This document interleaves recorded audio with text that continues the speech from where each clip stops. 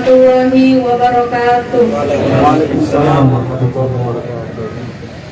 Perkenalkan, nama saya Risma dari Majelis Taklim Cabang Anggana di bawah binaan guru kami Al-Mukarram Al-Ustadz Amwaka. Izin bertanya, Bu ya.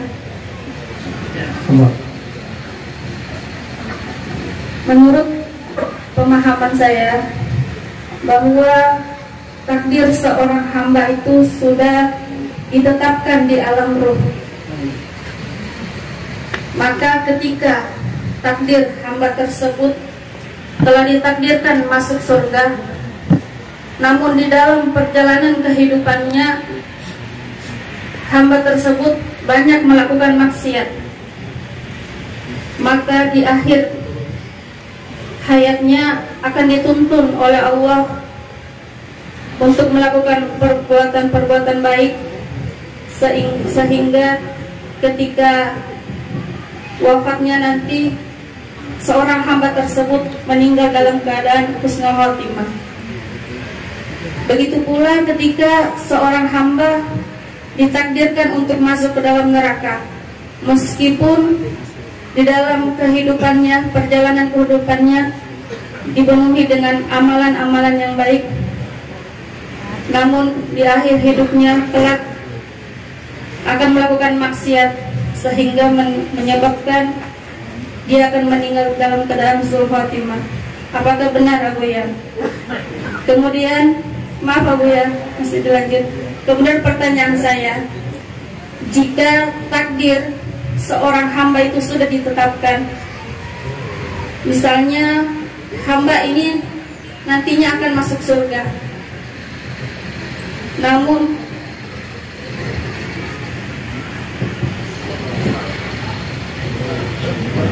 lalu untuk apa hamba ini masih harus berdoa? Bukankah Allah sudah menskenarokan kehidupannya kelak dia akan masuk surga? Atau dalam misalnya hal dunia, seorang hamba ini akan sukses dalam kehidupan dunianya, maka untuk apa lagi hamba tersebut harus berdoa? Karena walaupun tanpa berdoa, itu akan tetap dia dapatkan surga itu dan kesuksesan dunia itu. Baik, itu saja Bu ya. Assalamualaikum warahmatullahi wabarakatuh. Salam. Baik Bu Risma, ngajinya panjang. Bu Risma, benar? Bukan Bu Risma Surabaya. Bu Menteri saya. Pertama tentang takdir. Takdir itu ilmu Allah yang Allah turunkan ke Lauh Mahfuz. Ilmu Allah lebih luas dari Lauh Mahfuz. Dan itu ditetapkan sebelum kita lahir. Betul. Itu kan di sana, bukan di sini. Jangan bawa hukum sana ke sini. Di sana ilmu Allah, di sini ilmu makhluk. Maksudnya apa? Sahabat bertanya, hadis Bukhari, ya Rasulullah, kalau betul semua orang sudah ditentukan surga nerakanya, fafimal amal. Jadi pertanyaan ibunda ini sudah pernah ditanyakan sahabat Nabi. Ya, berarti mungkin nurnya sahabat turun ke ibu ini ya. Masya Allah. Sahabat nanya, untuk apa beramal wahai Rasulullah kalau kita sudah diketahui dalam ilmu Allah? Apa jawaban Nabi? Ya'malu fakullun muyassarun lima khuliqalah. Kalian beramal saja, jangan pikirkan ilmu Allah. Karena memikirkan ilmu Allah bagian dari memikirkan sifat dan zat Allah, dan itu terlarang. Tafakkaru fi khalqillah, maksud Nabi begitu. Maka di hadis Mas'ud dan Abbas ada kalimat tafakkaru fi khalqillah. Yang engkau fikirkan itu cukup ilmu makhluk, jangan ilmu Allah. Gak sanggup kita memikirkan ilmu Allah. Karena Nabi mengatakan masing-masing kamu akan dimudahkan, ke ahli surga ke surga, ahli neraka ke neraka. Hadis Imam Bukhari menyebutkan innamal a'mal bil khawatim. Penentu kalian adalah akhir penutup amal kalian. Karena orang di akhir hayatnya akan terbuka jati dirinya.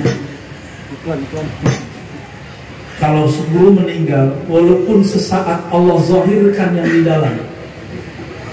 Ini dijelaskan oleh murid daripada Imam Abul Abbas Al-Mursi, namanya Ibnu Daqiq Al-Aid. Apa kata dia?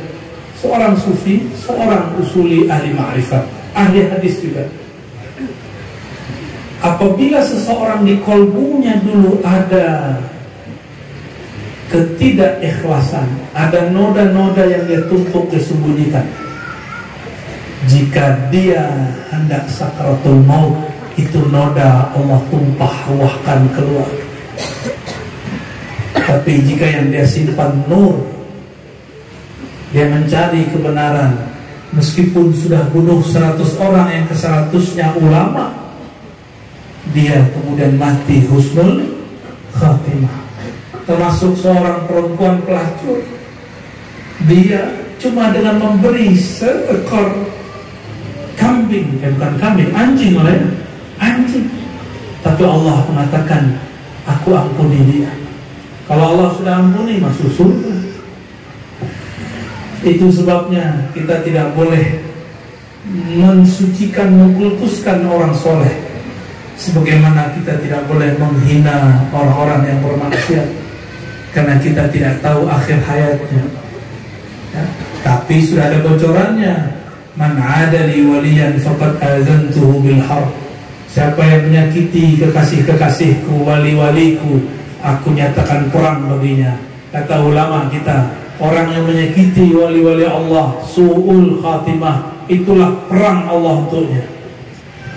Dulu di tempat saya ada seorang wali Allah, mursyid Tariqat Naqsyabandiyah, ditantang debat oleh seorang ulama yang dianggap ulama zahirnya. Debat, kalah debat, tapi dia masih membenci guru kami itu.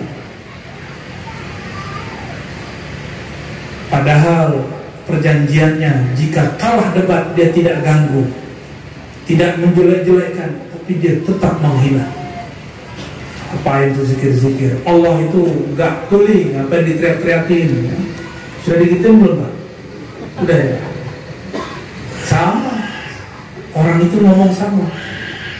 Itu ulama. Yang ngomongnya ulama baca kitab. Jago baca kitab, yang dituduh juga baca kitab. Bedanya ini cuma zahir. 6 bulan sebelum meninggal suka buka pakaian, lalu jalan-jalan, teriak-teriak, haram, bid'ah. 6 bulan coba pakai celana dalam, kayak orang gila. Allah buka isi batinnya, karena dia sudah melanggar janjinya kepada seorang ahli zikir. Kita nggak doain begitu, ya. Itu orang-orang yang nyakitin para aulia. Kita cuma mendoakan semoga Allah membuka hati kita semua. Karena kita juga nggak merasa suci kok. Ilmu yang kita kaji ilmu aulia, kita belum tentu wali di sisi Allah. Kan ada wali dipecat, ya kan? Oh iya, wali dan dipecat, nggak percaya. Sayyidina Abu Yazid meludah dalam masjid, mak seorang wali kutub. Ini ada wali kutub perempuan, kasyaf melihat lembaran-lembaran di langit. Nama-nama wali dia tahu semua. Siapa wali baru muncul, siapa yang hilang namanya, siapa yang meninggal, dia tahu. Apa kata si mak? Bayazid, saya khawatir adab burukmu ini membuat namamu terhapus dari lembaran nama-nama aulia. Ada, cuma kayaknya ibu-ibu di sini nggak ada yang begitu. Ngeri juga kalau ada. Ya, gimana? Ada begitu. Ya, jadi cukup kita pikirkan ilmu kita, nggak usah pikirkan ilmu Allah. Ilmu Allah, ya suka-suka Allah. Nah, orang lupa takdir itu nggak ada urusannya dengan tidak kerja. Makanya Imam Ghazali berulang-ulang mengatakan, diulang lagi di kitab ini, dan yang paling kenceng itu di kitab Ihya. Kata beliau, tidak ada hubungannya malas dengan tawakal. Kalau kita ada ya, ya kenapa nggak kerja bro? Insyaallah ya akhi, ya Allah sudah menakdirkan rezeki kita hari ini. Bilang aja ente malas. Lain dengan Abu Yazid yang kita kesahkan tadi di masjid. Abu Yazid itu bukan dia yang cari rezeki, dia dicari rezeki. Ini makomnya Sayyidina Ali. Sayyidina Ali mengatakan, engkau itu cuma dua aja, imma talibur rizq au talabahur rizq. Kamu itu dua aja, pemburu rezeki atau yang diburu rezeki. Kalau kayak abahnya sudah diburu rezeki. Disebut dalam kitab hikam namanya tajrid. Maka beliau setiap malam saya tanya, Abah majelis kapan aja Pak? Hampir tiap malam. Nah itu tajrid sudah, karena sudah pensiun Pak ya. Itu contoh. Selevel beliau masih PNS Pak ya. Baru pensiun 6 tahun, 4 tahun 4 tahun. Jadi mengenal Allah, belajar ma'rifat tidak ada urusannya dengan bekerja dan tidak bekerja. Ya, jomblo-jomblo Jabariyah, nggak pernah ngelamar, nunggu dilamar ya salam. Ente bukan Nabi Muhammad, dilamar sama Khadijah, lamar dong, kenalan. Ya, beliau pakarnya ya. Nanti ijazahnya dari beliau. Ada orang-orang yang begitu sampai hari ini dicari rezeki dia, bukan dia yang mencari rezeki. Kenapa dia dicari rezeki? Karena kolbunya bersama Sang Maha Pemberi rezeki. Kolbuhu ma'ar razzaq. Kita ini kenapa lelah mencari rezeki? Karena hati bersama rezekinya. Orang ini bekerja sama, dia berangkat sama, dagangnya sama. Bedanya ini dikejar, ini mengejar. Itu aja bedanya. Jadi tidak ada alasan iman kepada takdir lalu tidak bekerja, tidak beramal. Dan terakhir tadi, kalau Allah sudah tentukan, untuk apa berdoa? Berdoa nggak ada urusannya sama takdir. Berdoa itu urusannya munajat hamba. Gimana dengan hadis? Tidak ada yughayyirul qada, la yughayyirul qada illa doa. Tidak merubah qada kecuali doa. Bagaimana dengan hadis ini? Saya tanya balik, kita berdoa itu takdir bukan? Takdir bukan? Orang berdoa itu dengan takdir Allah atau takdir dia sendiri? Nah, maka Ahlus Sunnah itu antara dua aliran. Ada aliran namanya Qadariyah. Qadariyah itu mengatakan Allah itu setelah menciptakan makhluk, Allah berlepas diri. Si makhluk itu tanggung jawab dengan dirinya sendiri. Dia yang menentukan takdirnya sendiri. Pengen keren, tapi banyak tuh orang-orang Qadariyah miskin. Amr bin Ubaid miskin. Abu Hudayl al-Allaf jarang makan. Itu Qadariyah namanya. Nggak ada urusannya orang Qadariyah yang mengatakan takdir di tangannya lalu jadi kaya, nggak ada urusannya. Ada lawan Qadariyah namanya Jabariyah. Pemimpinnya namanya Jahan bin Sofwan. Itu meninggal memberontak kepada pemerintah. Kenapa dia Jabariyah tapi masih berontak? Apa arti Jabariyah? Ya ngapain usaha? Kalau ada orang maksiat, kata dia dipaksa maksiat oleh Allah. Nahnu majburun. Kami dipaksa maksiat, kami dipaksa kerja. Tapi dia masih perang. Dia lihat raja saat itu menurutnya tidak adil, lalu dia angkat senjata. Ternyata orang Jabariyah pun tidak puas dengan Jabariyahnya. Batallah Jabariyahnya. Ya? Jadi yang paling tepat itu kalam Imam Ghazali. Kita ini zahirnya berusaha, batinnya dalam kudrat iradat Allah Subhanahu wa ta'ala. Karena ruang kita ruang yang zahir, berhukum dengan hukum zahir. Kita katakan jika aku salah, aku yang salah ya Allah. Jika benar, semoga diberi pahala oleh Allah. tapi pada hakikatnya Allah yang menggerakkan. Perbedaannya antara ma'rifat iblis dengan ma'rifat Muhammadi ini sebagai penutup malam ini, ya. Hati-hati Ibu ya, Ibu Risma. Risma dari mana? Apa? Kangganawiyah. Beda ma'rifat al-Muhammadi dengan ma'rifat iblisi. Apa bedanya? Adab. Sayyidina Al-Khidir ketika beliau ditanya oleh Sayyidina Musa, kenapa engkau bunuh anak kecil? Kenapa engkau rusak kapal? Kenapa?